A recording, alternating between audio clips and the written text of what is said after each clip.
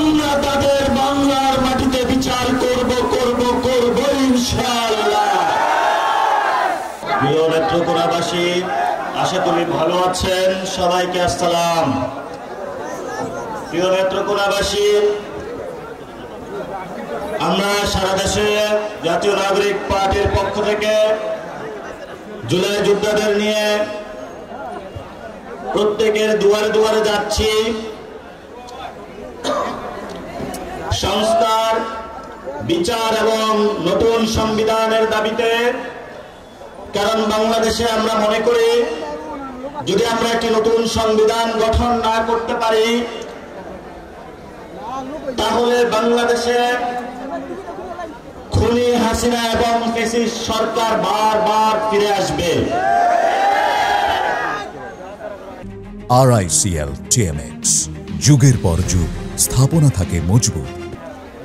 আমরা মুক্তিযুদ্ধ যে হয়েছিল আমাদের, সেখানে যে তিনটি শব্দ ছিল সাম্য, মানবিক মর্যাদা এবং ন্যায় বিচার, এই তিনটি শব্দকে আমাদের 72 সালে আওয়ামী লীগ একদলীয়ভাবে তিনটি শব্দকে বাদ দিয়ে তাদের পরিবার ভিত্তিক, তাদের দলীয় ভিত্তিক একটি সংবিধান বানিয়েছিল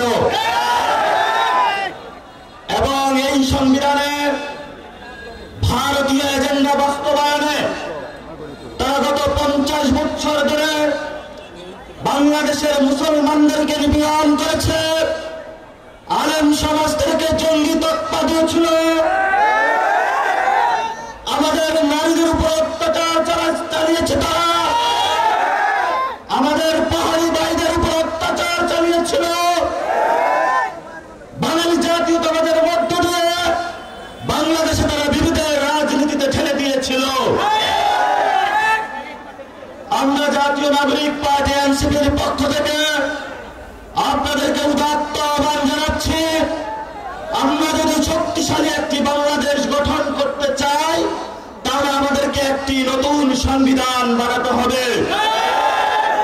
যেই সংবিধানে সাম্যের কথা থাকবে, যেই সংবিধানে মানবিক মর্যাদার কথা থাকবে, যেই সংবিধানে ন্যায় বিচারের কথা থাকবে, যেই সংবিধানে আপনার সন্তানের ভবিষ্যৎ নির্ধারণ থাকবে, যেই সংবিধানে আমাদের অধিকারের কথা থাকবে, যেই সংবিধানে আলেম সমাজের অধিকার থাকবে। আমাদের অসংখ্য ভাইকে শহীদ করা হয়েছে, তারা বিডিআর হত্যাকাণ্ড ঘটিয়েছিল, তারা শাপলার ম্যাসাকার ঘটিয়েছিল, তারা বিএনপির অসংখ্য নেতা কর্মীর হত্যাকাণ্ড তারা ঘটিয়েছিল, জামাতের অসংখ্য নেতা কর্মীকে তারা গুম করেছিল। এই সকল হত্যাকাণ্ডের আমরা বিচার চাই। আমরা সকল দল, বিএনপি জামাত থেকে শুরু করে যারা বিভিন্ন সময় করে দল করে নাই, রাতের আধারে খাট থেকে বাংলাদেশের খুনি বাহিনী তাদেরকে নিয়ে গিয়েছিল, জেলে হয়েছিল, লাশ সাগরে ভাসিয়ে দিয়েছিল। আমরা তাদের